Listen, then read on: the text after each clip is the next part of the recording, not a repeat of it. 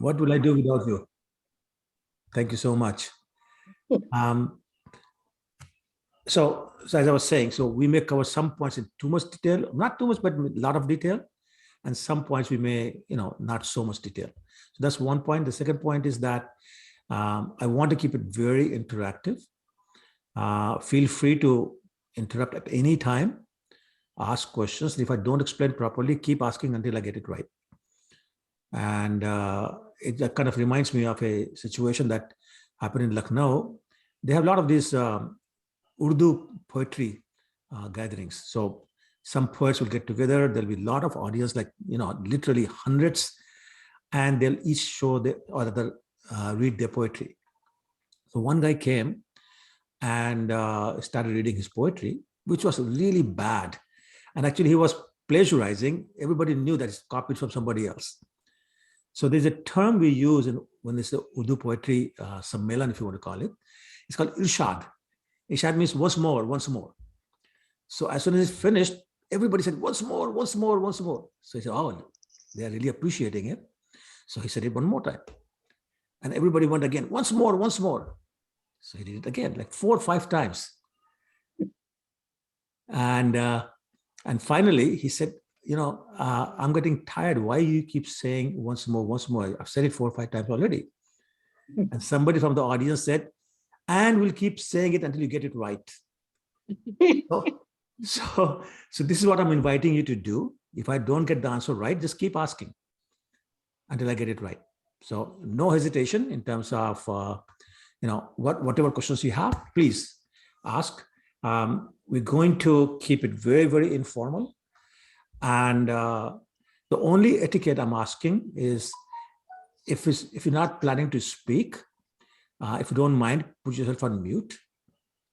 Because what happens is, and it's my character flaw or weakness, whatever you want to call it, is that I get really focused on whatever I'm saying.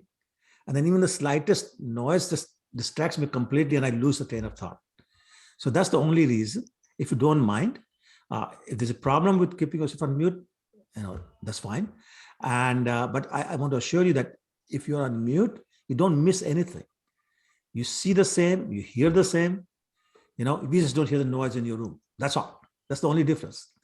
So if possible, do it. If not possible, that's fine. I just wanted to make a request. Okay. Another thing is, people kept asking me, are you going to give us homework? And I don't have time to do homework, things like that. So yes, I will, but I will not check whether you've done it right or whether you've done it at all. So it's whatever you want to get out of this course is your choice. I'm just a servant who's glad to have this opportunity to speak to you. And I want to really thank you for giving me that opportunity, but there's no test. And I'm not going to ask you to tell me what you have read or prepared or anything like that. But I will give assignments, because I think if you look at that, and that's basically reading assignments. If you read before you come to the class, you'll get a lot more. And you'll be able to ask more questions and you'll understand better. And you'll know where we're trying to go if you have read. And typically it won't be more than 4 or 5 pages at most, 20, 25 minutes, maybe half an hour of your time over the whole week. Again, totally voluntary. If you want to do it, great. If you don't want to do it, that's fine too. Okay. Yeah.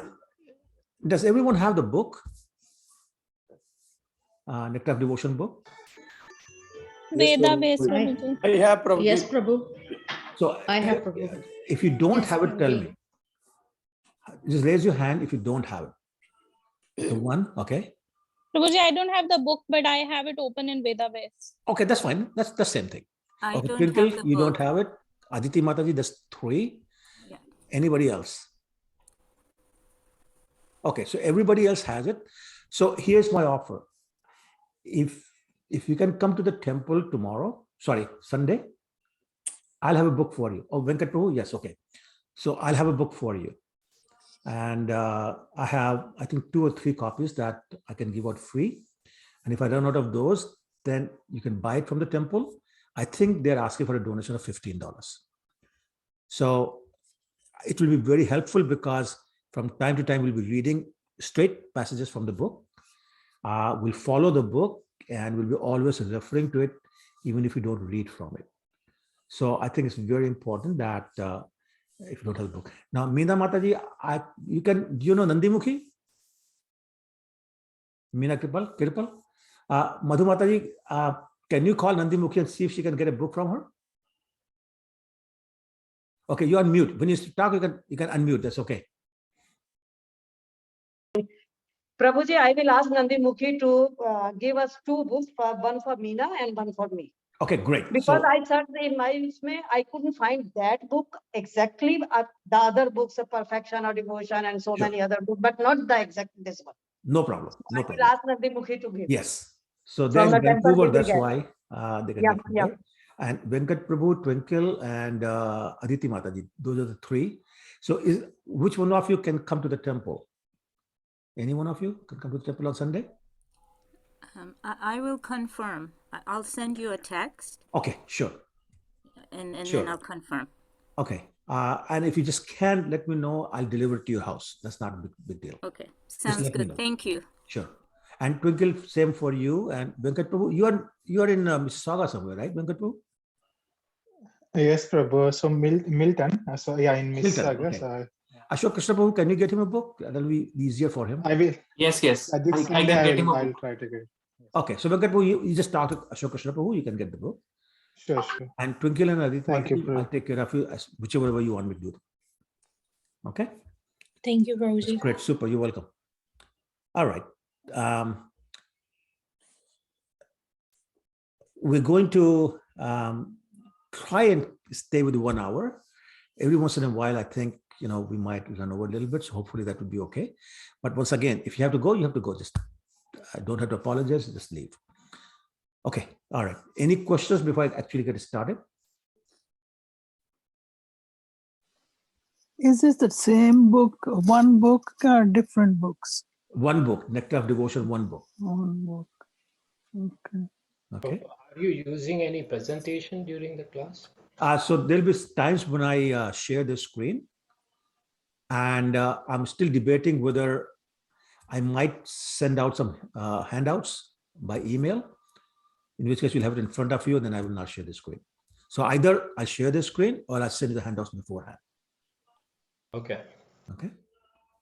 Prabhu, this link which we followed before for Thursday classes, that link isn't working, Prabhu. Me and Subhadra Madhur were trying to get connected and we couldn't. Then I went back to the email. Then I fed in the meeting code. So you probably haven't come to this class, Thursday class, for maybe a couple of months. When you changed it a couple of months ago. Yeah, so that's why you have a real old one. Okay, Prabhu. So this is the current one, right? Like this is the one. Otherwise, you won't be here. Okay, got it. Right? Yes, I think even Subhadra Mother joined. Thank you, Prabhu. Yeah, so please let her also know so she can join. I did. Oh, good. Thank you. Prabhu, I had a question. Go ahead. So, Prabhu, you mentioned earlier, before the beginning of the conversation, that this won't be counted against many people are taking Bhakti Shastri, and this won't be counted against the credit for, towards the credit for Bhakti Shastri. So, is there Bhakti Shastri going on locally right now, anywhere?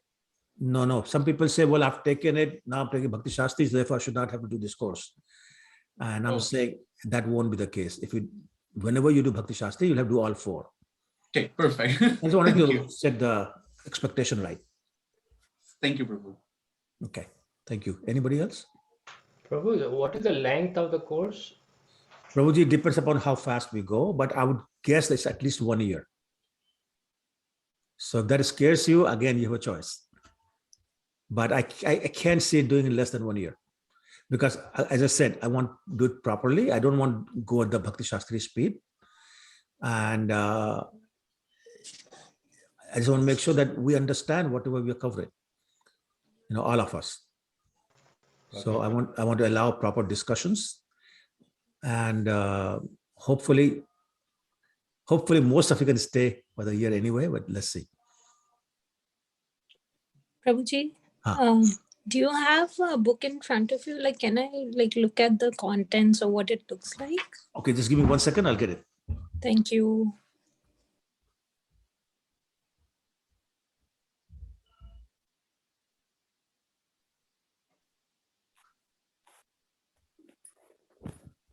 दिखाई नहीं पाएगा इससे ना। इसको ऐसे ऐसे करेंगे जैसे इसकी तस्वीर दिखे ना। अच्छा, एक मिनट में चल। So it's Nectar of Devotion. Now the different covers for different editions. So this is And the then one I what have. do the contents look like? What do you mean? What would it look like? Like this Like one is table of the contents? chapters. Like how many chapters are there? Oh, how many chapters? Yeah. Well, so we covered 19 for sure. Mm-hmm. Total, there are 51 chapters.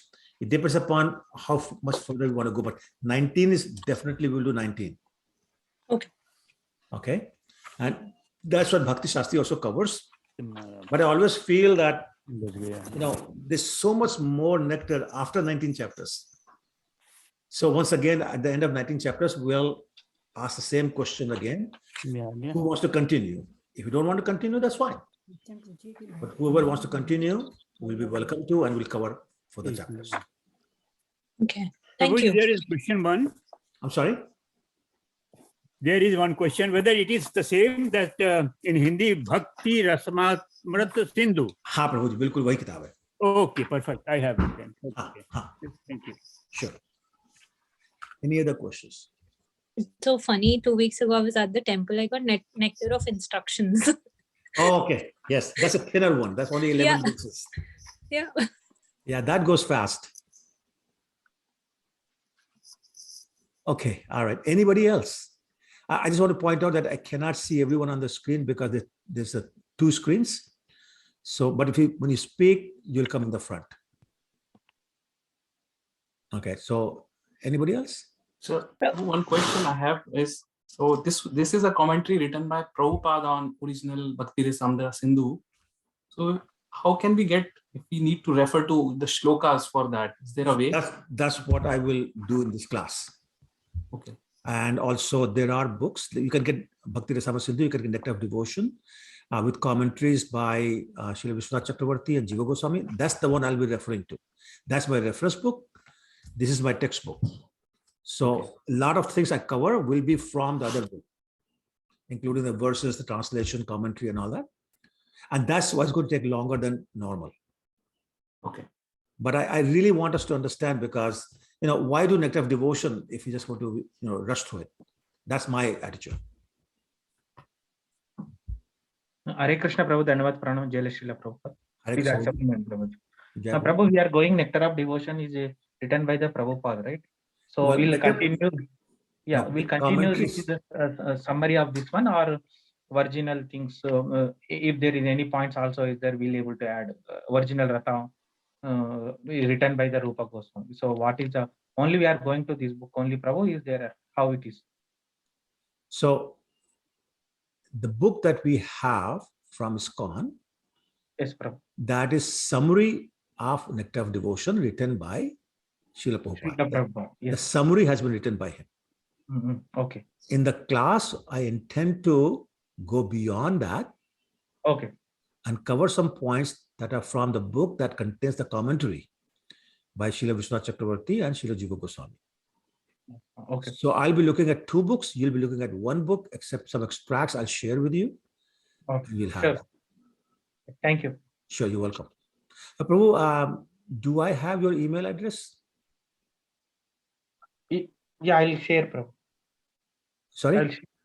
I am from Milton ISKCON, Ashok Krishna. No, Prabhu. you're most welcome to attend. That's not the issue. Yeah. The reason I ask is that I send out notices, weekly reminders and all that. If I don't have you on my distribution list, then you will not get it. That's why I'm asking. I'm not in the list, Prabhu. Okay, so if you don't mind, either send it to Ashok Krishna Prabhu or send it to me.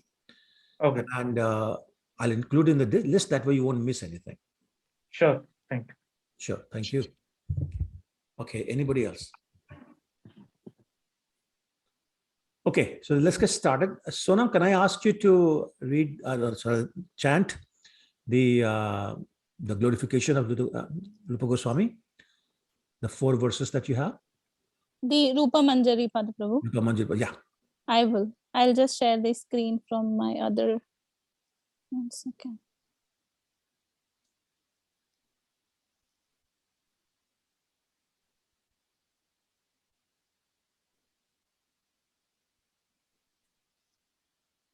Hare Krishna, Prabhuji, Prabhuji. Sorry. While Mataji is sharing the screen, can I just, for clarification, the other books that you mentioned regarding like referring, right? So we have the one by the one that Ashok Krishna Prabhu mentioned, right, from A.C. Bhaktivedanta Srila Prabhupada. So the other books that you will be referring, like in terms of the verses, are those available like in the temple? I have not seen it, too. Okay. I'll show you next time we meet, and then you can ask them if they have it somewhere. I have not seen it in the temple. Okay. Okay. Sure, Prabhuji. Thank you. Okay, sure. Prabhuji, is the phone okay? Yeah, go ahead. Yes. Okay. Shri Rupa Manjari Pada Sei Mora Sampada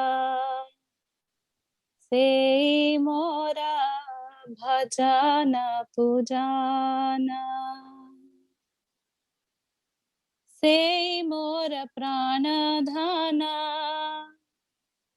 Sei Mora Bharana Sei Mora Jivaner Jivana Sei Mora Rasa Nidhi Sei Mora Vancha Siddhi Sei Mora Rasa Nidhi Sei Mora Vancha Siddhi Sei Mora Vedera Dharama Sei Brata Sei Tapa Sei Mora Mantra Japa Sei Mora Dharama Karama Anukula Hebe Vidhi Sei Pade Hoibe Siddhi Nirakhi Boi Doi Nayane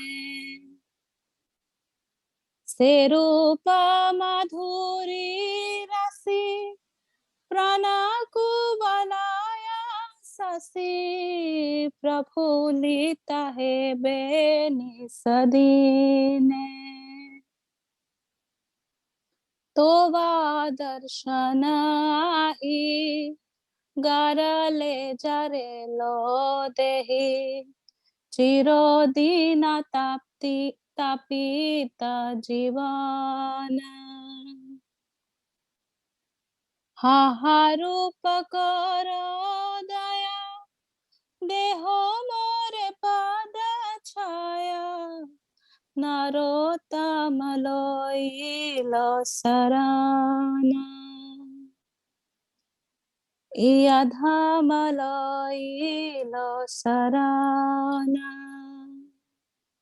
Shri Rupa Manjari Pada Sei Mora Sampada Sei Mora Bhajana Pujana. Should I read the translation, Prabhuji? Yes, please. Translation. The lotus feet of Sri Rupa Manjari are my treasure, my devotional service, and my object of worship. They give my life meaning, and they are the life of my life. They are the perfection of rasa, and they are perfection worthy of attainment.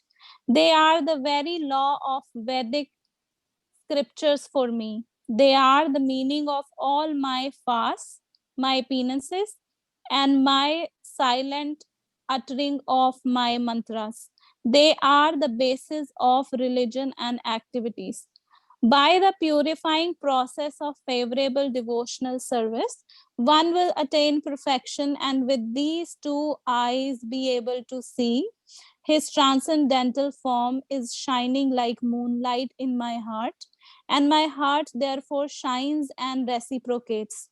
In other words, the ordinary moonlight up the night, and the ordinary moon lights up the night and its shine illuminates other objects. But the moon of the effulgence of the form of Sri Rupa Manjari shines into the heart and makes the heart also shine back to the spiritual sky. This moon shines not only in night time, but day and night. Your absence from my vision is like a dose of strong poison, and I will suffer till the end of my life. Narottam Das Thakur says, please give me your mercy and the shade of your lotus feet. Very beautiful, very beautiful. Thank you. Very nice. Thank you, Sona. Thank you, Prabhuji. Okay, so let's get started. And Can I ask a really dumb question? okay. What does Rupa Manjari mean, and which god are we referring to? Well, God is one, so but still. Yeah, no, it's not a dumb question at all. We are going to cover this later anyway, but essentially, you have Lord Krishna, who served directly by Radharani. In that sense, Radharani is a servant of Krishna. And she's aided by girls who are known as Sakhis. Sakhis means very close friend. Mm-hmm. And there are Asht Sakhi, 8 Sakhis who are more prominent, but there are more. There are more Sakhis, but 8 are more prominent.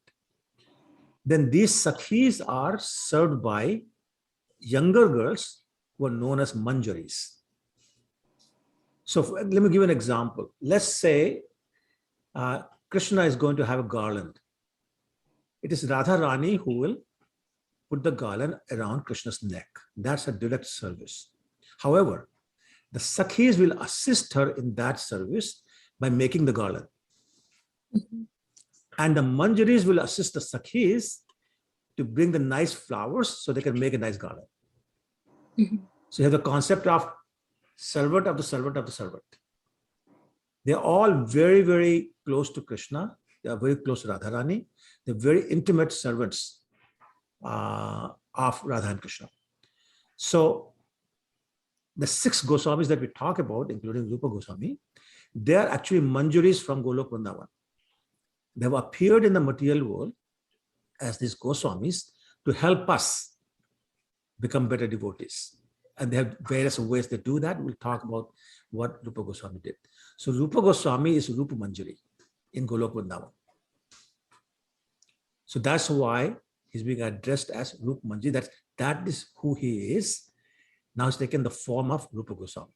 So Rupa Manjari is a female form. Rupa Goswami is a male form. But it's the same personality. Does that answer your question? Yeah. Okay, great. All right. So what I thought I'll do is today, I'll talk about Rupa Goswami because he's the reason, why we have wonderful books, especially Nectar of Instruction and Nectar of Devotion, the one that we are covering today. So I thought I'll give you some background. I'll give you an idea of some of his pastimes. I might run a little bit late today because it's 8:30 when we're starting. So let's see. So first of all, I wanted to point out that Rupa Goswami actually comes from a royal family. And his forefathers were ruling in parts of Karnataka, was Karnataka today. And one of the ancestors, actually the great-grandfather, moved to Bengal from Karnataka. And later on, Rupa Goswami's father, whose name was Kurmadev, moved within Bengal, but to a different town, I should say, which was close to the capital of Bengal. And he had 3 sons. In other words, Rupa Goswami were 3 brothers. Their names were Santosh, who became Rupa Goswami, Amar, who became Sanatan Goswami, and Sri Vallabh, also known as Anupam, and he was the father of Jiva Goswami. So once again, if I get too fast, just stop me. So once their father passed away, Kumardev passed away, these 3 brothers, they moved to another town by the name of Sakurma. Actually, it's a village, Sakurma. Very, very close, again, even closer to the capital of Bengal. And there they continued their studies. So all 3 of them studied what's called Nyaya Shastra. Nyaya means justice. Shastra means scripture or treatise. So Nyaya Shastra is treatise on justice. So they studied that. a very famous logician whose name you all are familiar with, the Sarvabhaum Bhattacharya. And actually, Sarvabhaum Bhattacharya's brother also, who is Madhusudan Vidya Vachaspati. And they also studied Sanskrit, Arabic, and Persian. Actually, it was quite common in those days for most people, most educated people, to study all three languages, Sanskrit, Arabian, and Persian. Not Arabian, Arabic. Anyway, now, these three people, especially Rupa Goswami, who later became Rupa Goswami, and Sanatana Goswami. Sanatana Goswami was elder brother, by the way. And they were amazingly smart. They were amazingly professional, and they had an amazing character. And they became very famous. So at that time, the king of Bengal, or Nawab of Bengal, whose name was Alauddin Hussain Shah, he heard about these two brothers, Santosh and Amar. And he said, you need to work for me. Now, the problem was, in those days, if a Hindu person works for a Muslim person, then he's automatically considered a Muslim and excommunicated from his own society. So Santosh and Amar were extremely reluctant to do that. But the Nawab said, if you don't work for me, I will convert everyone in this village into a Muslim, and I destroy all the temples. So that scared them. They did not want everybody to be to become Muslim, so they agreed. Now, as soon as they agreed and started serving the Muslim Nawab, their own community, the high caste Hindus, they excommunicated Santosh and Amar, that you're working for a Muslim, therefore you're Muslim now. Which is really ironic, because they agreed to save their Hinduism, but they excommunicated these people anyway. But anyway, so Rupa Goswami, sorry, I should say Santosh, he became Prime Minister, Chief Secretary, whatever you call it. In Urdu, the title is Dabir Khas. And Sanatana Goswami became the Finance Minister or Revenue Minister, known as Sakar Malik.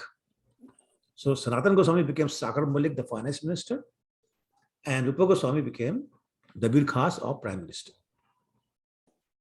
Now, just very quickly, I want to say that Sanatana Goswami is also known as Sambandha Acharya, which means he explains and follows the process of understanding our relationship with Krishna. Rupa Goswami is known as the Abhideya Acharya, which is the process for execution of devotional service. And of course, not related to our talk today, but we also have Prayojan Acharya, which is Srila Raghunath Das Goswami, who basically showed us how to develop love for Radha and Krishna, and how to become servants of Radha and Krishna, purely for the purposes of giving pleasure to Radha and Krishna. Okay, so I already told you that originally, or in actuality, Rupa Goswami is Rupa Manjari, and by the way, Sanatana Goswami is Lavang Manjari. Some also says Rati Manjari. So whether it's Rati Manjari or Lavang Manjari, or same person, two names, I'm not sure, but he's known as either that, or Rati and Lavang Manjari, those names. And as I explained already, their job in the spiritual world is to serve the Sakhis, who serve Radharani, who serves Krishna. So they're serving Radha and Krishna indirectly, but they're serving them.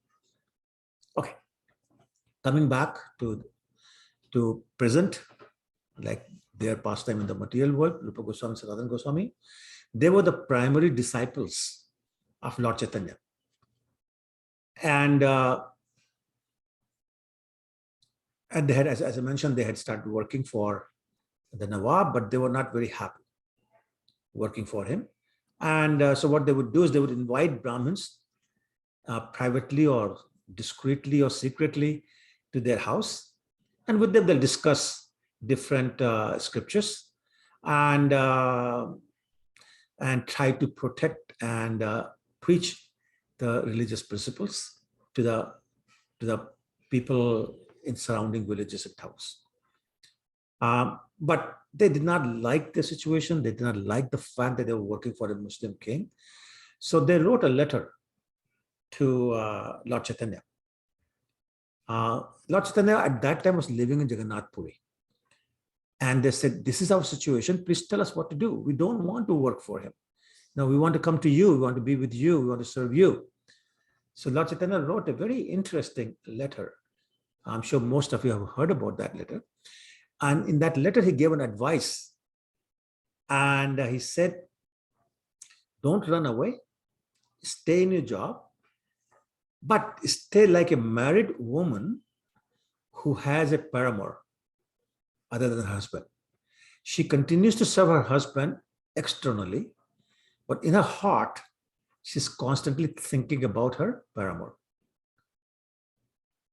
So therefore, you should also be like that woman, be constantly thinking about Lord Krishna as you serve the Nawab externally.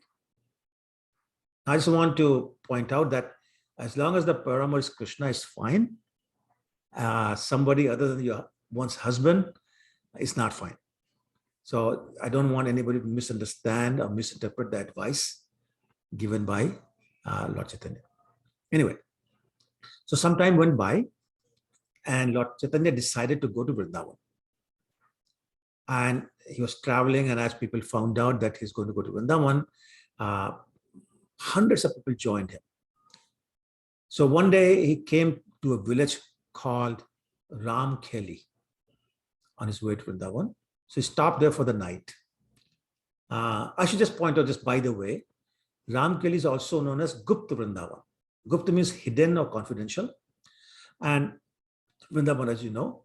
So it's called Gupta Vrindavan because it basically means that Vrindavan is really not a, what you would call a geophysical place. It's a state of consciousness, a state of mind. So wherever one is staying and putting Krishna left, right, and center, Krishna is first priority and life is only for pleasing Krishna, that place is Vrindavan.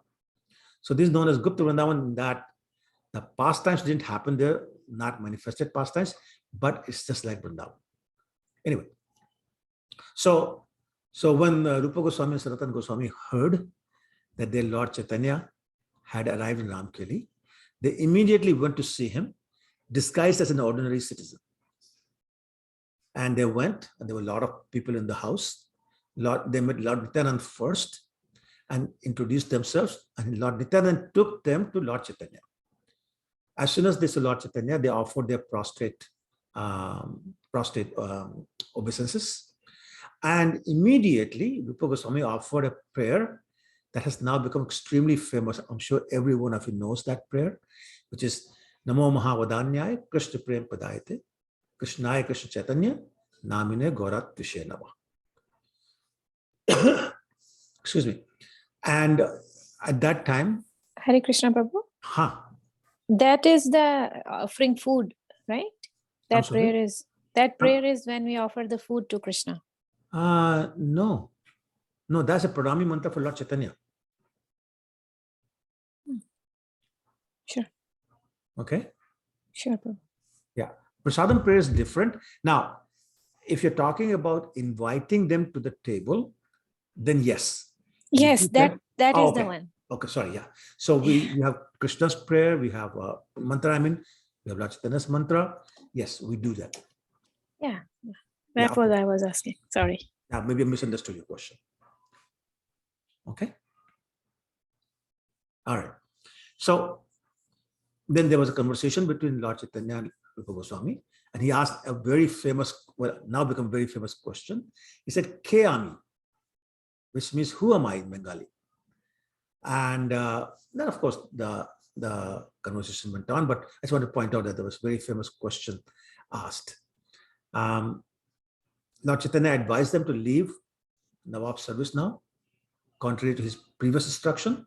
He said, leave the service as soon as possible and go reside in Vrindavan. So basically, direct order from the Lord to Rupa Goswami, Sanatana Goswami, to go to Vrindavan. Actually, I read somewhere that Lord Chaitanya knew that he will not go beyond Ramkeli, and it was just a pretext to use the excuse of going to Vrindavan so he can come and give his mercy to Rupa Goswami, Sanatana Goswami. And actually only one other devotee, whose name I forget right now, knew that Lord Chaitanya will not go beyond Ramkeli. And the way he knew it was that as Lord Chaitanya started his journey from Jagannath Puri, in his mind, he was cleaning the street, the path that Lord Chaitanya will take, and spreading the street with flowers. He kept doing it. Narsimha Brahmachari or somebody? I think so. I think so. Yes, thank you. Because I remember Lalita Mother said that, I think, when this pastime. Yeah, I think you're right. I'm just very bad with names, but yes, that does ring a bell. And thank you for pointing it out. And so in his mind, he was meditating and he was spreading flowers, cleaning the street with the flowers. And he kept doing it until he got to Ramkeli. And then his concentration broke and he could not concentrate enough to go any beyond. So he said, Lord is not going to go beyond Ramkeli. And that's exactly what happened. So I guess two people knew before the Lord declared. And so what happened was that in Ramkeli, Lord Nityananda actually advised Lord Chaitanya to not go any further. He said, it's not a good idea to go to Vrindavan with so many people with you. You go, one or two people fine, but not with, whole mela going with you. So Lord Chaitanya said, yes, you're right. So that was the pastime, I guess. And he returned to Jagannath Puri. And after that meeting with Lord Chaitanya, both Rupa Goswami and Sanatana Goswami, they said, okay, we have direct instruction. So we're going to retire from government. And we'll join Lord Chaitanya and go to Vrindavan first. Now, yes. So Rupa Goswami retired first. So he somehow managed to get permission and he officially retired and he left. What he did was, these people were very highly paid. And so it is described in Chaitanya Charitamrita, and actually is described also in the introduction to this book to Nectar of Devotion by Srila Prabhupada, that he has so much money that he put all his gold coins on a boat and basically filled the whole boat with gold coins. But here's the character that Rupa Goswami showed that has actually become an official recommendation for all of us, although I don't know many people who follow that recommendation. And the recommendation is, and what he did was that he distributed 50% of his wealth to Krishna conscious people, 25% of his wealth to his relatives, and he kept 25% for himself for any emergency expenditures or any difficulties or whatever.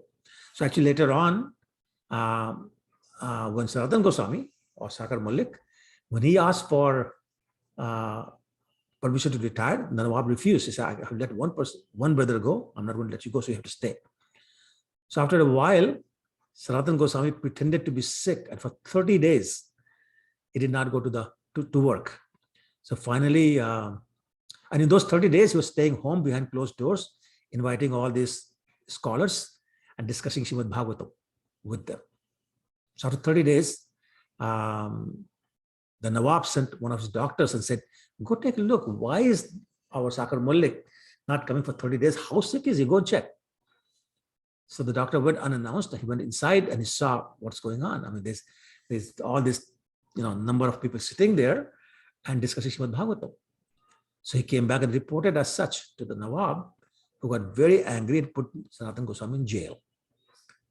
And so, again, not going to a lot of details, somehow or the other, Sanatana Goswami bribed the jailer and was able to convince him to let him go, and he also left. And then, they both went to Vrindavan.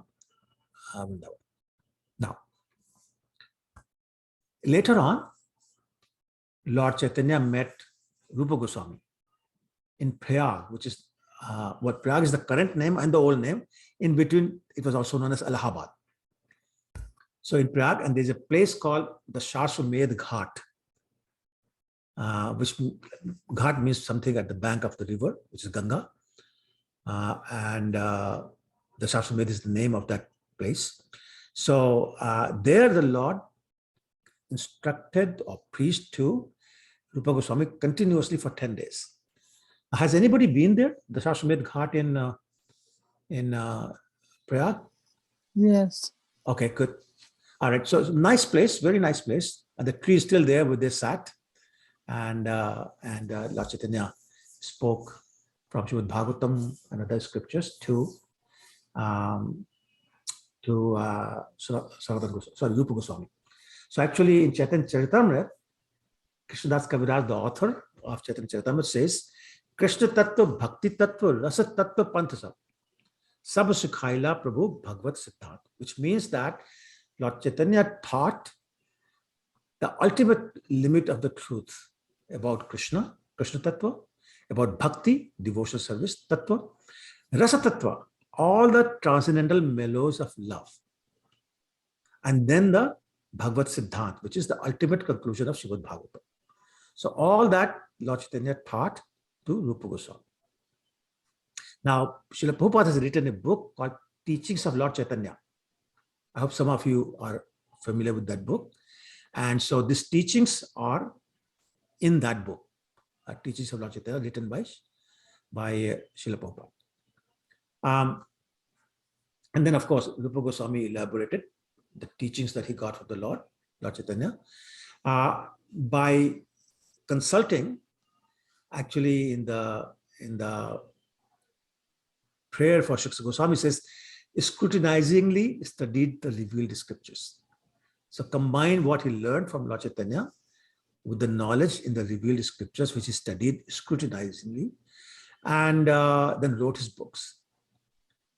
Later on, Lord Chaitanya met Sanatana Goswami in Varanasi actually, and instructed him in the scriptures.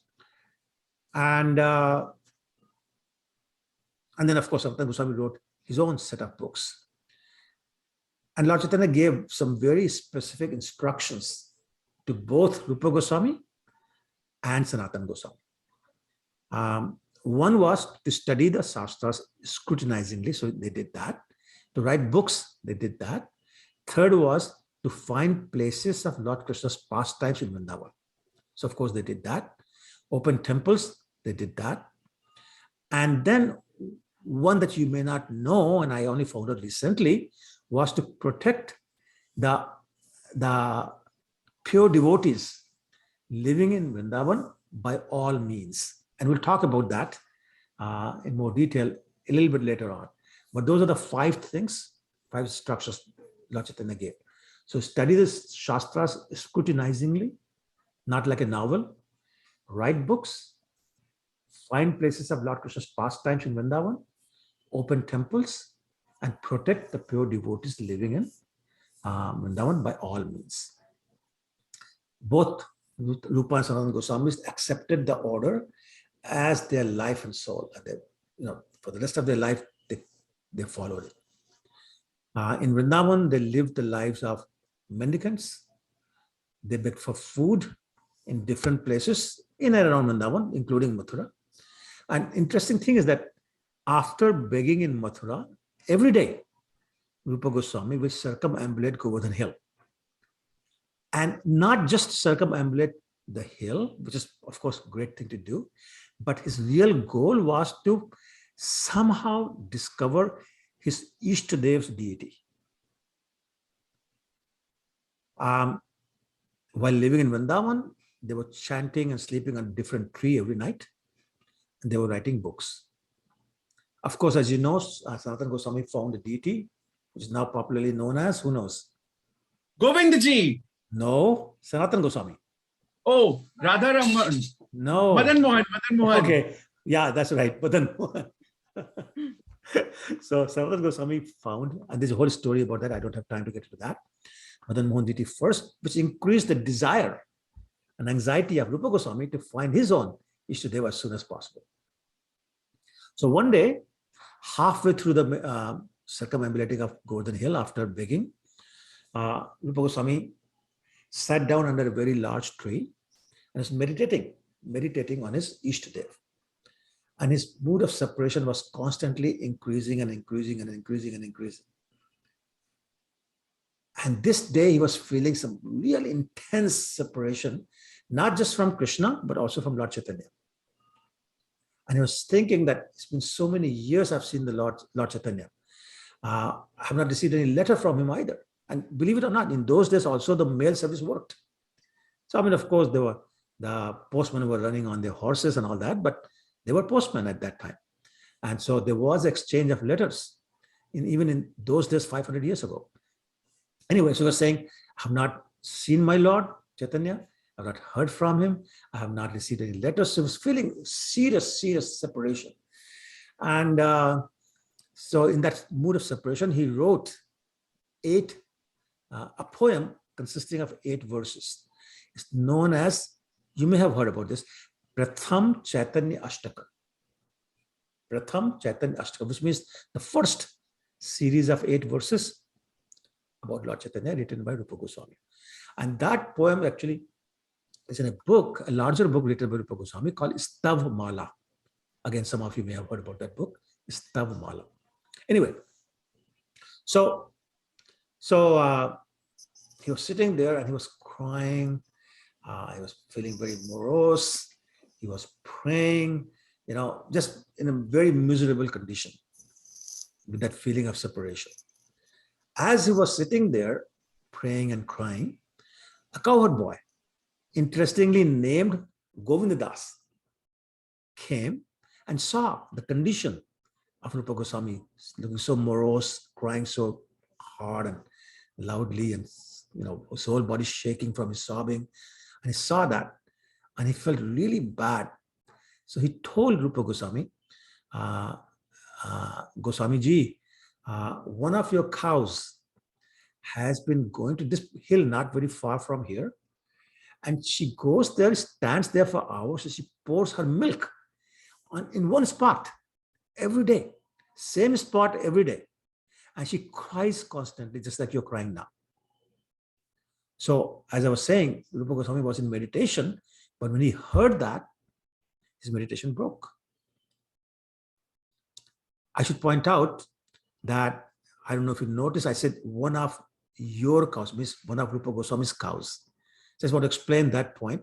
So what happened was that, remember I said 25% of his wealth Rupa Goswami saved. Most of it he left with a merchant in the place they were living in, but he brought a fair amount of money with him in gold coins. So he's spending that money to buy to buy cows for the pure devotees that Lord Chaitanya had instructed him to take care of. So he took responsibility for supplying milk and milk products for all these pure devotees living in Vrindavan at that time. So he had 500 cows to his own name that he had paid for. So this boy, Govindas, was referring to one of those 500 cows owned by Rupa Goswami. Actually, I should also point out that, interestingly, Akbar, who was the Muslim emperor at that time, he heard about these cows and he sent a decree which said the cows belonging to Rupa Goswami are allowed to graze in any field anywhere in Vrindavan and not have to pay any taxes, and nobody stopped them. So Akbar was helping him as well. Anyway, so with his meditation broken, Rupa Goswami heard what this boy is saying, and he said, I know my Lord is now ready to appear. And he was absolutely convinced that his Lord is hiding under that very spot where the cow has been pouring her milk. I mean, you can imagine the ecstasy he was feeling, at that time, feeling so blissful. And he said, right there, he said, my Ishtadev's name is Govindji. Why? Because Go means cow and Vind means meditation in Braj Bhasha. So he was meditating at that time, and the reference of cow came, so he said, that's the name. And then he called all the villagers and said, please dig on this spot. where the cow has been giving milk. They had to use, I mean, they were using, picks and shovels and, whatever weapons, tools they had, and their bare hands also. And it's written that they had to dig about 50 feet, which is almost 5 floors if you go up as a house or apartment building. So 50 feet they had to dig, and then they saw the top of the head of the Lord. So they stopped using tools, and with their hands, they start digging around the deity, and finally they found the deity. Of course, because the earth has become so soft from the constant pouring of the milk, it was not so difficult to dig at that time, even with their bare hands. Anyway, so they dug around the deity deeper until they were able to take out the deity. There it was, let's call it Rupa Goswami's Govindji, in its full beauty, but completely covered by brown mud that had caked over his body for, can anybody guess how long? Just a wild guess. Just think logically. Who had the carved? Vajranab. Vajranab. How long ago was that? Almost at the time of 5,000. Yes, exactly. So, and Rupa Goswami came 500 years ago. So what's the difference? What's A minus B equal? 4,500. Sorry, say again? 4,500 approximately. 4,500. Yes, 4,500. So that's how long the deity had been under the earth. And so all this mud had, literally caked over. And there were some stones, little stones that were stuck on the lines of his hand and feet. So of course, when the devotees heard that this deity has been discovered, they all came running to take their darshan. Even the cows came running to take darshan of their Lord. And all these devotees and the cows, they huddled all in one place to get a good look at their Lord Govindji. And then very soon, Sanatana Goswami came, Loknath Goswami came, Bhuga Goswami came, all these big devotees, they all came to take darshan. And they congratulated Rupa Goswami on his success in finding his Lord Govindji. Even women came from Mathura, Brahmin women, on their palanquins. They brought all sorts of paraphernalia for puja, and the other Chaturvedi kind of Brahmins, they came to do chant mantras and perform puja and all that. Sanatana Goswami brought water from Yamuna. They mixed it with the milk of the cows of Rupa Goswami, and they did a 4-hour-long abhishek of Govindji. And then Rupa Goswami established the deity in a little hut right there in the place which is called as Yogapit. Anyway, and the abhishek ceremony happened. Many devotees, saints, they came from all over to observe this ceremony. I should point out one other thing. I found out, didn't know this before, that there were no conch shells blown in this ceremony. And did you know that many temples in Vrindavan, even today, don't blow conch shell before the ceremony starts? ISKCON does, and some other temples do, but most temples don't. So I found out the reason is that when Akrura came to take Lord Krishna away from Vrindavan, as he climbed up the chariot with Krishna and Balaram there, he blew his conch shell and he announced, Krishna and Balaram are leaving Vrindavan to go to Mathura to wrestle with these wrestlers. So the gopis heard that, and they always remembered that. It was so hurtful. They said, we don't want to ever hear conch shell again, because it reminds us of the time of separation from Krishna. So other residents of Vrindavan said, yes, we feel the same pain, so nobody will blow conch shell anymore. So a lot of these temples are still following that tradition. They don't blow conch shell. So I don't know how many of you already knew that, but yeah, this is something new that I found out recently. Anyway, so the abhishek happened, and the puja, the regular puja started. And I should want one more thing. The way Rupa Goswami used to decorate this deity was very interesting. He would take, of course, put tilak, but he will take different kinds of colored powder, like gulal and things like that, and bathe the deity with those colored powder, and he'll make different designs in the shape of fish on different parts of his body. Fish is considered very auspicious, by the way. So it's known as, Sanskrit is known as Makar Chin, which means designs in the shape of a fish. So he'll do all that. So we were wondering why colored powder, and it turns out that Govindji appeared on the day of Vasant Panchami, which is the first day of spring and the day Holi starts. And as you know, in Holi we play colors. So that was Rupa Goswami's way of celebrating the appearance of Govindji on Vasant Panchami. Anyway, so then he established proper worship of Govindji and started. And then this was continuing. Sorry, I should pause for a second. It's 9:05. Do you want to quit? We can continue next week, or would you give me 15 more minutes? I can finish it. Prabhuji, I'm sorry, I couldn't hear. Please continue, Prabhuji. Please continue, Prabhuji. Please continue. All right, thank you.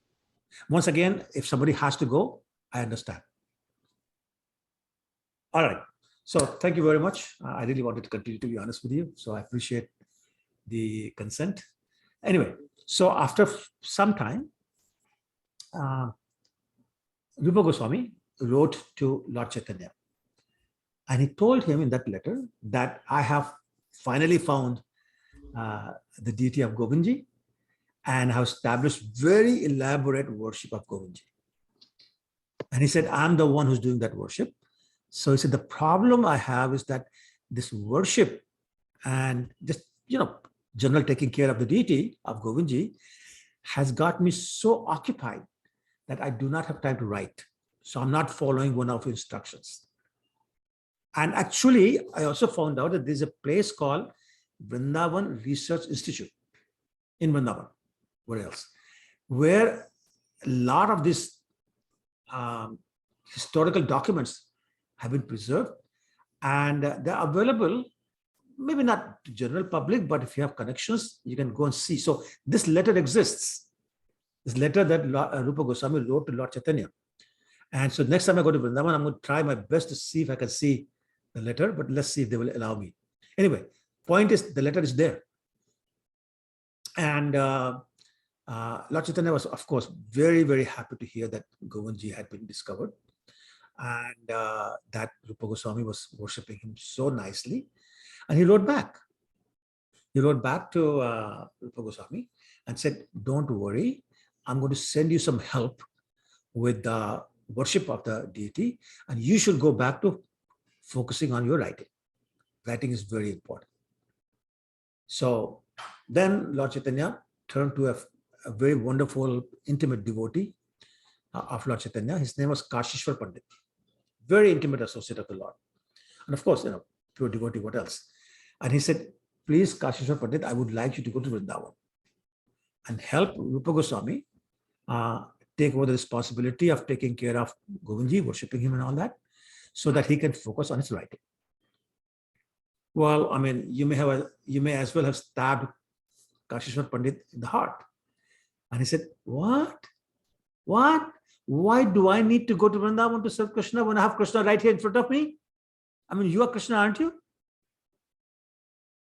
So Lord Chaitanya said, okay, fine, but I really want you to go. And Kashishwar Pandit said, but I can't live without you.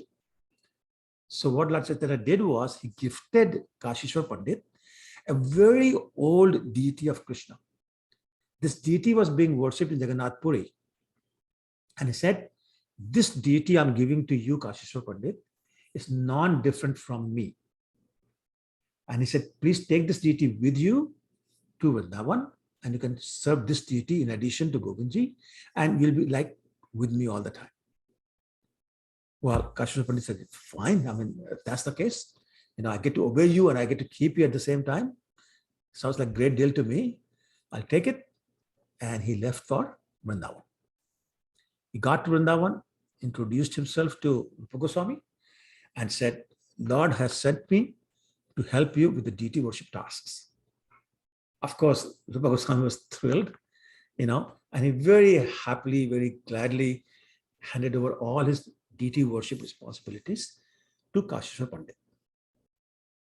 Kashishwar Pandit, the first thing he did was he installed the Krishna deity that he brought with him right beside Radha Govindji.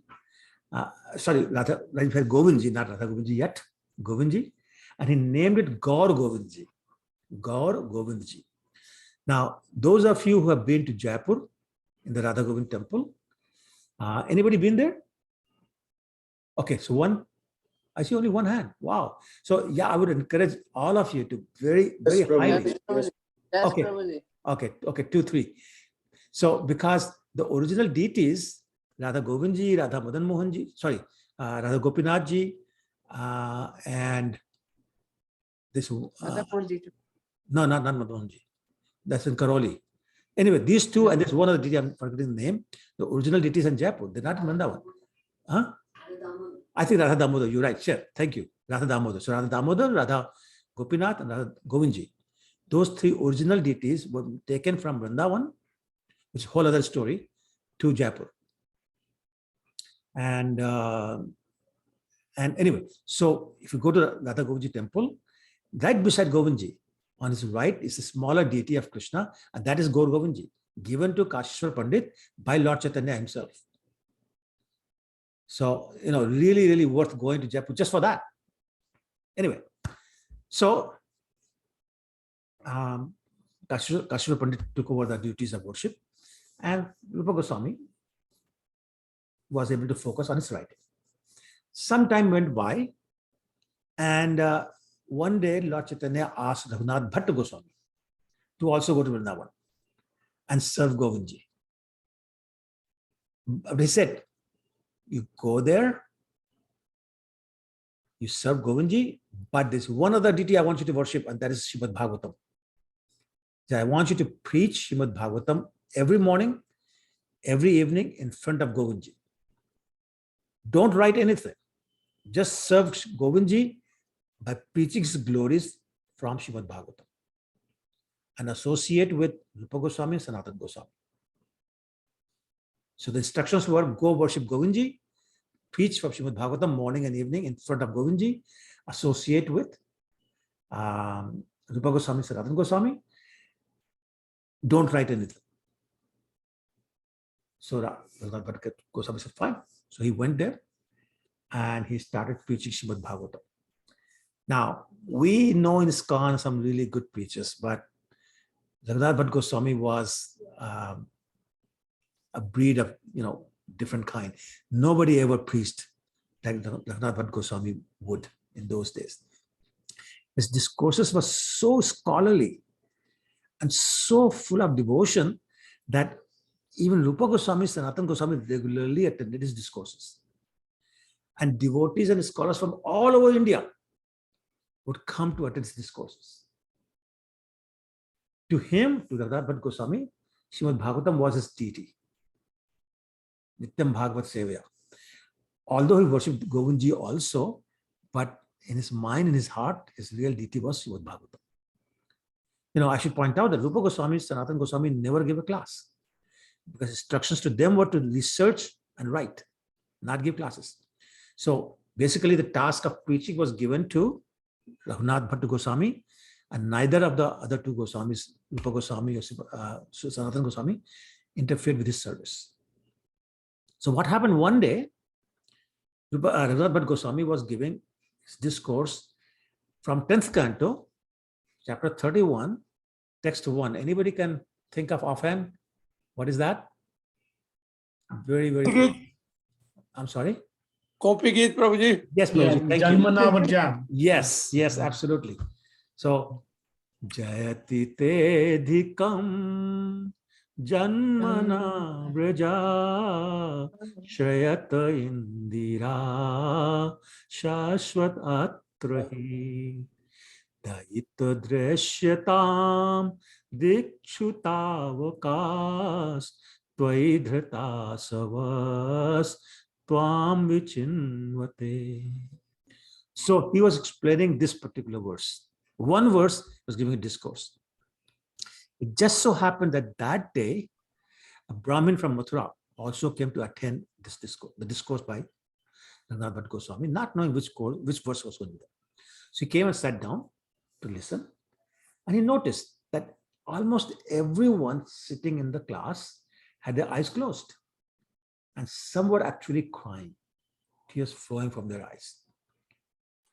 And then from where he was sitting, he could see the deity of Govindji, and it seemed to him, it appeared to him that even Govindji was crying. And then he noticed there was a sannyasi sitting on a seat which was higher than the speaker, Rupa Goswami, which is not normally done.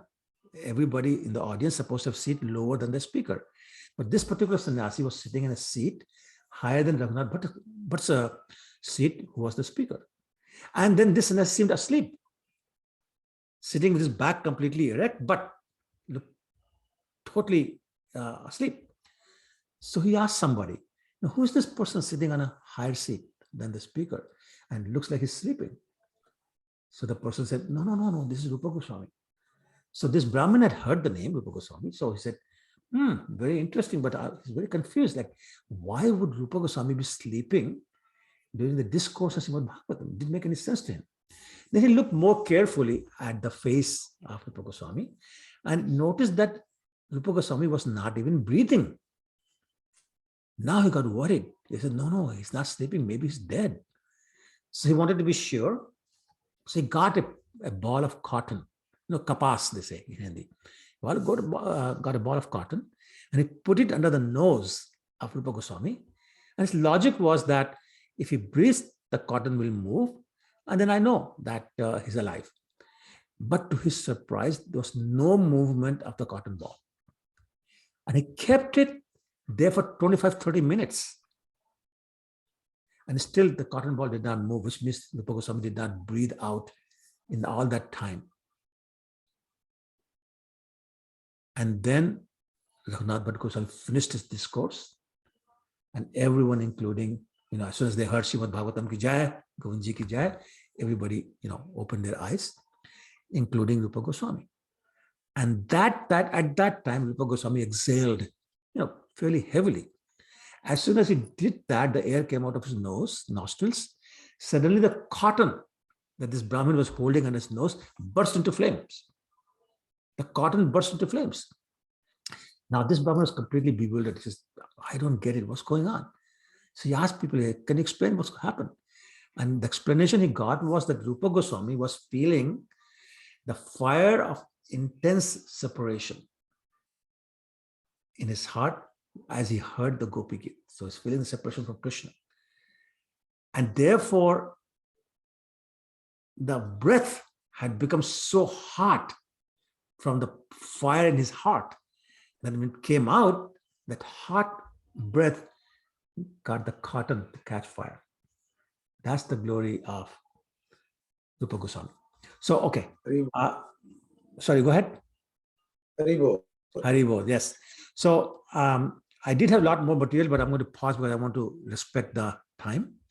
I was going to tell you about how the temple was built, but that's going to take me, let me guess, another 10 minutes. So once again. Now we can wait, Prabhuji, go ahead. It's so nice to hear. We can wait. Okay, so are you sure, like I feel bad going past the time, like.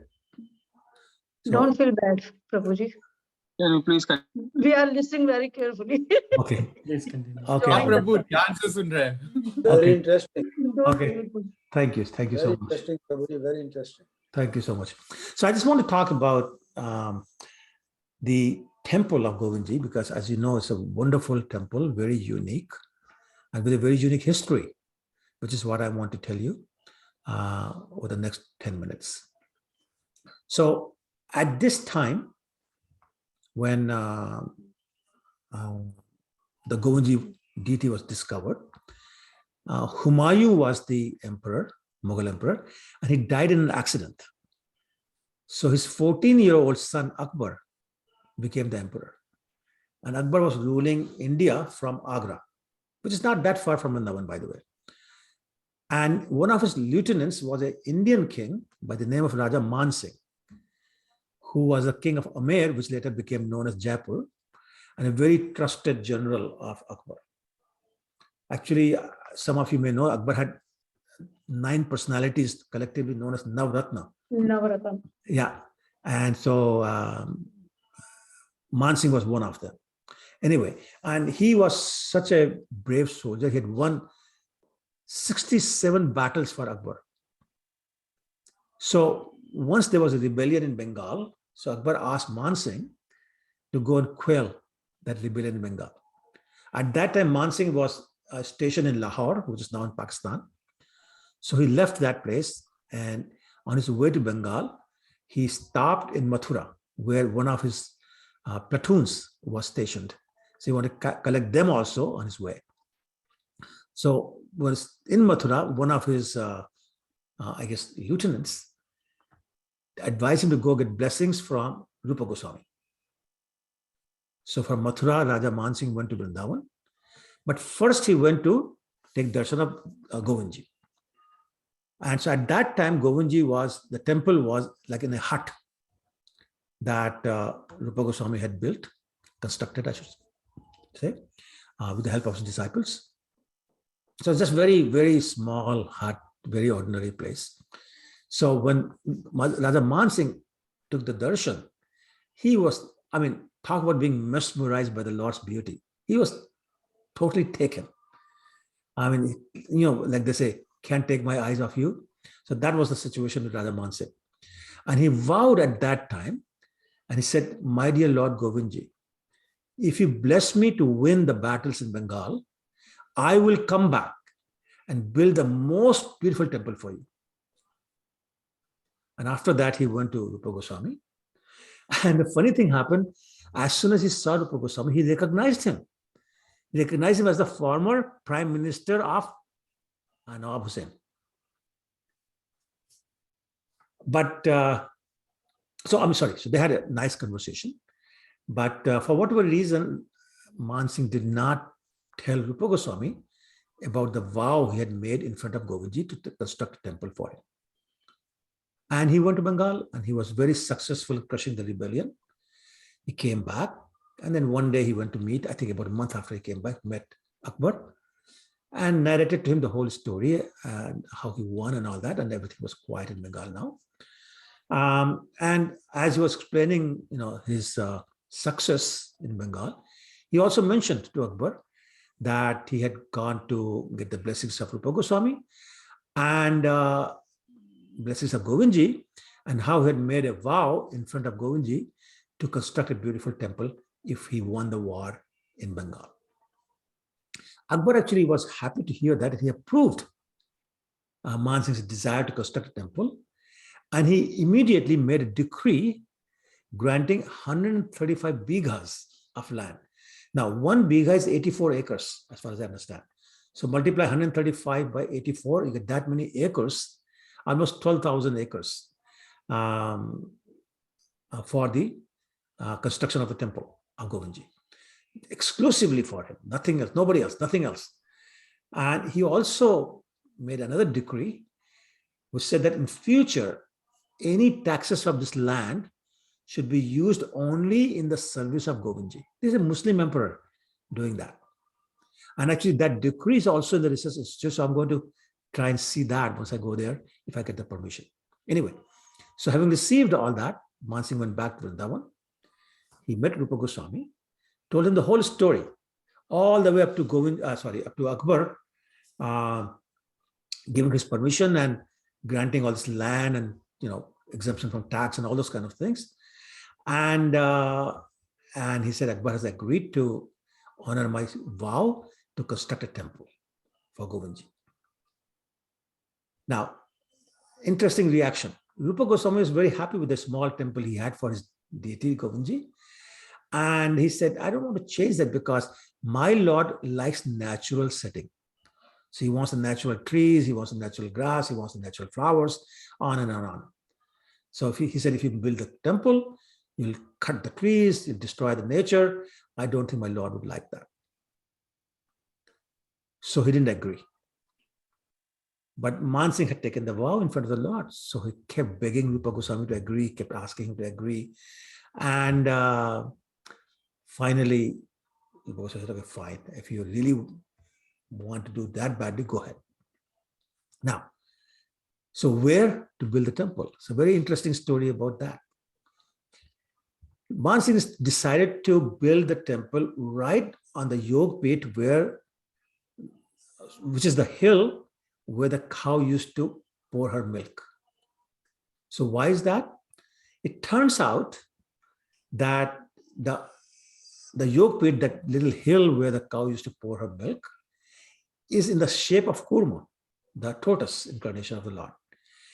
And that is the place where Lord Tortoise, Lord Kurmadev, rested after the pastime of churning of the milk ocean. And Man Singh comes from a dynasty known as Kurma Khul Katwa. So Kul means lineage, Kurma, of course, tortoise. So he comes from the Kurma Khul Katwa lineage. He said, Kurma and Kurma meet, therefore I'm going to meet. So make the temple or build the temple right here where Kurmadev rested after the churning of the ocean. So that's how it gets connected. So he decided to make the temple in that place. Now, when the decision was made, where they're going to make the temple, the issue was what kind of architecture is it going to have. So Rupa Goswami, it is said that actually he went to Samadhi and he went to Golok Vrindavan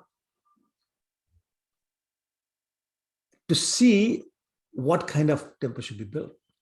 And then he came out of his Samadhi and shared the vision he had with the architects. So they built the temple based on the vision of Rupa Goswami.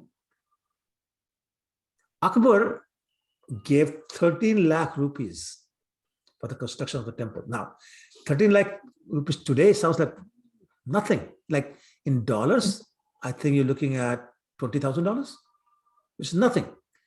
And it's coming from Emperor of India. But in those days, 13 lakh rupees was the budget for entire year, Akbar's budget. Akbar's entire budget for 1 year. So he basically gave a whole year's budget. If you go to America these days, I think their budget is $3 trillion. So you can think that he gave $3 trillion. Anyway, lots of money. Akbar gave that. And he also gave thousands of workers who worked 24/7. Does anybody know how long it took to construct the temple? Anybody? Just a wild guess. 5 years, 4 years. Little higher? 10 something years. Actually 30. 30. Okay. 30 years working 24/7. All the workers supplied by Akbar, the bullock cars, the elephants, the camels, I mean, everything supplied by Akbar. And finally, one other thing. The issue was what kind of stones to use. In those days, marble was the stone to go with, except for the palaces of the kings, which were made of red sandstone. So Man Singh said, no, this is the palace of the Lord. So we're not going to have marble, we'll have red sandstone, which was considered better than marble in those days. So hence, as we have known, as we have seen, the Govindji temple is made of red sandstone. It's got used for that. This was the first time ever that a temple was constructed using red sandstone. It has 7 floors. The original temple has 7 floors and sub-floors also, which is floors between the floors. It had courtyards for kirtan and dances, and there were kunjas graved, which means the orchards graved on the walls. Ganesh deities were installed on the 4 entrances of the temple, and all sorts of other work was done. Unfortunately, Rupa Goswami left his body before the temple was completed. But Jiva Goswami saw the completion of the temple. And then later on, as we know, Aurangzeb was so envious of the glory of this temple, he ordered it destroyed, and they destroyed the top 6 floors of this temple. So we only see 1 floor today. Anyway, so that's the story of the temple. So Finishing off, Rupa Goswami wrote many books. Of course, the topmost being the Bhakti Rasamrita Sindhu or Nectar of Devotion as translated by Srila Prabhupada. And we'll talk next week about why Nectar of Devotion, which is not exact translation of Bhakti Rasamrita Sindhu. He also wrote many other books, including Ujjal Nilmoni, which is about conjugal love. We're not even qualified to read that book. Is so high level. He wrote some other books like Padyavali, Lalit Madhav, Vidagdha Madhav. We talked about Stavmala, Dan Keli Kaumudi, and Laghu Bhagavatamrit. There's some other books also, but those are the main books that I can remember that he wrote. And I think I'll stop there. See if there are any questions. Next week, maybe I can put one other thing. ISKCON movement is based on the teachings and authority of Rupa Goswami. And that's why generally we are known as Rupanugas. And my point is that because you are all Rupanugas, my name Rupanuga Das is very successful because I'm your menial servant. So again, I want to thank you for letting me be your servant, and apologies for being half an hour over time. And we are all your servants. Yes. No, it doesn't work that way. It works for me. That's perfectly. Yeah. You can go. Prabhuji, it works for us, by the way. Rupa Nuga Das. So any questions or comments? I read the meaning of Rupa Nuga today. Haribol. I read everything what you spoke today. Thank you, Prabhuji. Thank you so much. Prabhuji, this was the best 1.5 hours of this month or a week for me. Oh, it was so sweet. Thank you very so much. interesting. It was very interesting today. Thank you, Prabhuji. Extremely interesting. Prabhuji, should Prabhuji, when we hear of Rupa Goswami, you can, such exalted, and we will study now, with that. Yeah, that's right. That's right. There's so much more we can talk about Rupa Goswami. But I was trying to keep it an hour, but then I forgot that I'm going to take the other half hour for other things. So that's what got added to the conversation about Rupa Goswami. Prabhuji, should I quickly share my screen for Govind Devji's darshan if somebody has not been there? That will be nice. Yeah, that will be very nice. Thank you. One second. We have the picture at home. Yes, yes. Oh. So this is, where is that? This is today's Mangal Aarti. Hari Bol, Jai Ho, Jai Ho. So you can see Radha Govindji as well. You can see Gaur Govindji. On the right, Here. small deity of Lord Krishna is Gaur Govindji. Right there. That's not totally different. Right there. Oh my God, so beautiful. Isn't it beautiful? Amazing, stunning. Oh my goodness. And this, I could take another hour and a half talk about how they got to Jaipur. I mean, but it's not in the context, so I won't do that. But it's just amazing story. Look at his eyes. I know. Laddu. So beautiful. Yes. Prabhu, thank you for making it come all alive, Prabhu. It was just like you were, it was like a motion picture. How well can you say all these pastimes, Prabhu? So beautiful. Thank you. Thank you, Hare Mother. Krishna, Prabhuji. Nobody else can do this. Oh, Mother, thank you. Hare Krishna, Thank you so Mansi. much, Prabhuji. Thank you, Dandavat Pranam, Prabhuji. Prabhuji. I just wanted to ask you something. Yeah, go ahead. So I have heard in one of, I have heard in Katha only that Govind Devji, when I think somebody asked Uttara that Govind Devji, how does Krishna look like in Goloka? Then she replied that he looks like Govind Devji. Is it true? So no, actually the story is that Vajranath had decided to carve a deity of Krishna. Mm-hmm. So he asked Vishwakarma, who's the architect of the demigods, Mm-hmm. to carve a deity. And so he did. And he said, I want to know if Krishna looked like that. So he called his, I guess, grandmother, Uttara. And Uttara is Arjun's wife. So Arjun's son is Parikshit Maharaj's son is Janmeja, so your grandmother, and said, does this deity look like Krishna? And she said, only the feet, the lotus feet do. So he said to Vishwakarma, you have to make another deity. So that deity, the one he had made, is known as Madan Mohanji. Oh. And that's in Karoli now. That was the one that was found by Sanatana Goswami. Okay. So Vishwakarma carved another deity. And so again, Vajanab said to his grandmother, Uttara, does this look like Krishna? And she said, no, only the chest does. Gopinathji. Gopinathji. Well, so there's some confusion with this, Gopinathji or Govindji, but one of them. Okay. And so he had said, okay, make a third one then. So he made a third one, and Uttara said, yes, that looks like the face of Krishna. So that's why the three deities made almost at the same time. And they are the three of the 7 principal deities. Oh, he's trying to show something.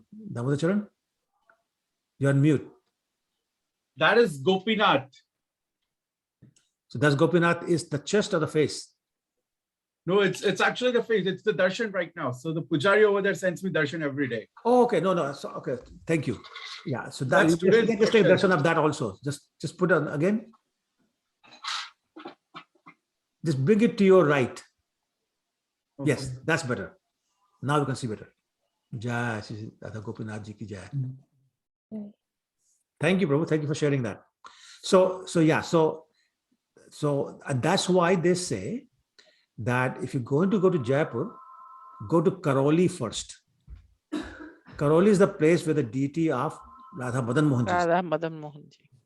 So you go there, and then the same day go to Jaipur and take darshan of Radha Gopinath Ji and Radha Govindji. Then you have the complete darshan of Krishna. So that's recommended. If you are ever going to go there, go to Karoli first, then the same day go to Jaipur. Same day. Take darshan of, yes, same day. Take darshan of these 2 deities, and then you have complete picture. Thank you, Prabhuji. Thank you very much You're for welcome, sharing this. Sure. Hare Krishna. And Prabhuji, one can go to Radha Ramanji to see all 3 of them together. Yes. I'm sorry, say again? I'm saying to have the darshan all 3 of all 3 of them, one can go to Radha Ramanji. That's a very good point. Yes. So Radha Ramanji represents the combination of all these 3 deities. And yes, if you take darshan of Radha Ramanji, it's like you've also visited Madan Mohanji, Radha Govindji, and Govindji. Yes, that's good. Prabhu, I was listening to the class of His Holiness Indradivya Swami on the entire series of Govinda Devji. And he mentioned one thing. I think there are 12, 13 lectures. So I went to those series before I went to Jaipur. So anyway, he was mentioning in his class that Akbar would actually ask for a monthly report from all other places, right? So similarly, in his monthly report, he would even ask specifically to Man Singh, how is Govinda Rai doing? Hari Yeah. Hari And because of Akbar, Govindji was at that time known as Govinda Rai. Yes. So actually, Govindji is known as Govindji, Govinda Dev, and Govinda Rai. And some circles call it Govindju, J-I-U, Govindju. So yeah, slightly different names by different people.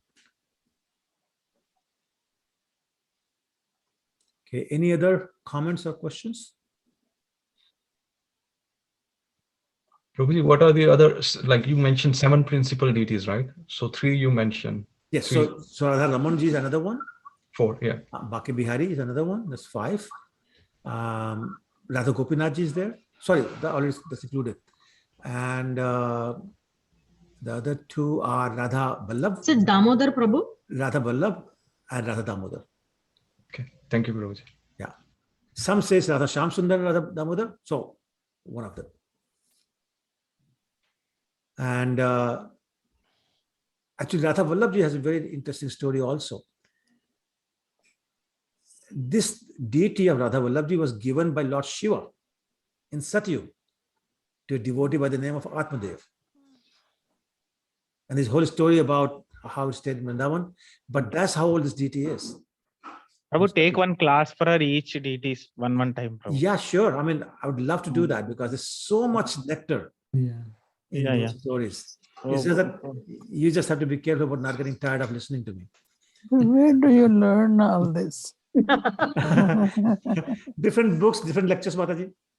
Yeah, please help me, Prabhu, for 7 days, 7 weeks for 7 class. Okay. Thank you, Prabhu. Yeah. Very nice. Thank you so much. You, So Prabhu, you will be uploading this in YouTube, right, Prabhu? Yes, I will. Thank you, Prabhu. Sure. Thank you. Prabhuji? Yes. Prabhuji, I'm not sure, but I have heard कि in Gaudiya Sampradaya, हमारे जो सप्तय वाले में, they don't count Banke Bihari. Instead, they count Gokulananda temple.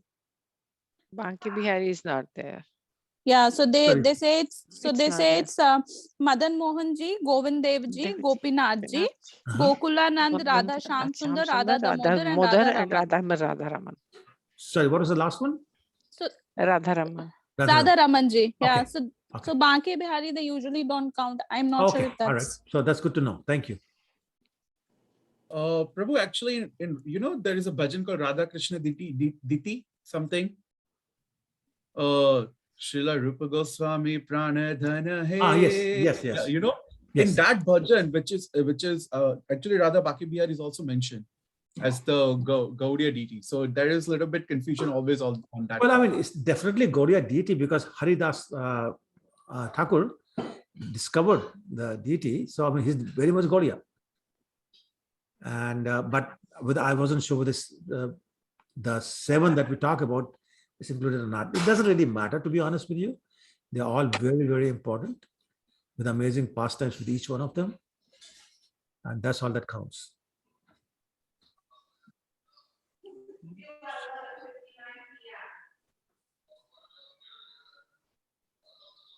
Okay, so is that it? Thank you very much, all of you. I'm waiting for next Thursday now.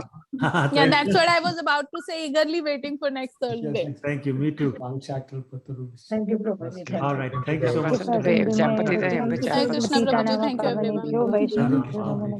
Thank you, everyone. Thank you very much, Prabhu. Hare Krishna, everyone. Hare Krishna, Prabhu. Thank you, Very Prabhu. much pranam. Thank you so much. Hare Krishna. Thank you. Hare Krishna. Hare Krishna. Hare Krishna. Hare Hare Krishna. Krishna.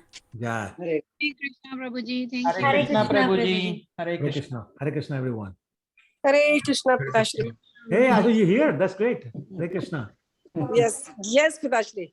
Oh, wonderful, wonderful. She had told me she will not make it. That's why. It was nice of you, Prabhuji.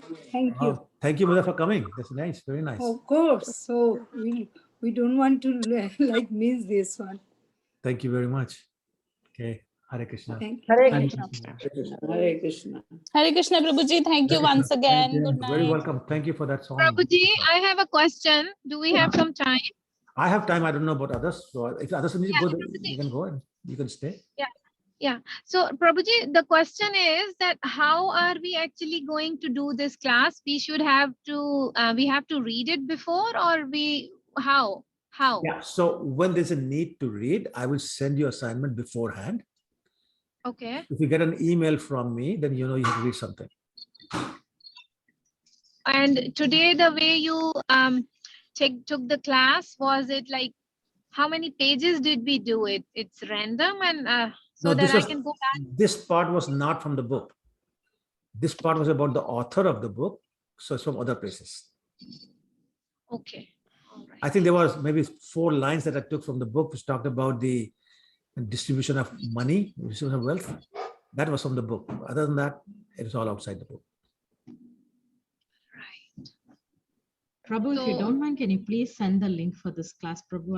I'll save it in my Google Calendar. I did send it to you. You sent the Google meeting code and the passcode. Oh, so you don't want the ID, you want the link? Yes, Prabhu. Please. Okay, sure, no problem. Thank you, Prabhu. Thank you. In my next note, I'll send the link. Yes, Prabhuji. Thank you so much. You're very welcome. Okay, anything else?